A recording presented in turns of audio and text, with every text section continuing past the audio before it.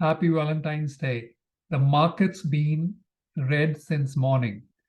It's from a color perspective, it matches perfectly with the Valentine's theme, but is not a color you want associated when you're looking at your investment portfolios.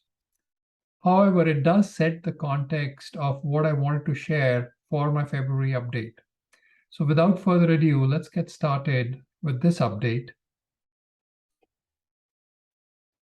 Greetings, viewers. You're watching Aman Sangha, independent financial advisor in Mississauga, Ontario.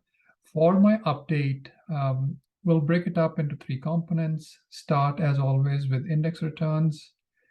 Go into the underlying theme, which is inflation, inflation, and more inflation. And lastly, it's the RRSP season here, and I have one investment idea that I want to leave you with. So if we start with the index returns, we've had a good year till date for both bonds as well as equities. However, looking at the equities numbers, you sometimes wonder if there is too much good news baked in. And that's what I tried to uncover a bit in the upcoming slides. So we start with the US. The US Fed had a rate hike. We are at 4.75 in the US. And the US Fed has said that they are not done yet. The market didn't buy that, but that's a different story. The reason the US Fed has indicated they're not done yet is you can see this, and this was after the rate hike, the job openings are still continuing to rise or beginning to rise again. The labor market is still tight, as in more jobs are being created. So more jobs are being created, and there are not enough people to fill those jobs. A kind of an inflationary scenario here. So that resulted, and that on top of that, when the inflation numbers came in this morning, it was at 6.4%, which was higher than expected, which led the market to give up or show the color red that we've been seeing on Valentine's Day. If we come back to Canada, inflation has come down from the peak, but it's still high. If you look at the individual components that have been contributing to it, transport is the only candlestick that you see shrinking. But the other two components, food and shelter, that contribute towards that inflation, they are holding their ground. So it's slow, but it's still a lot of wait and watch.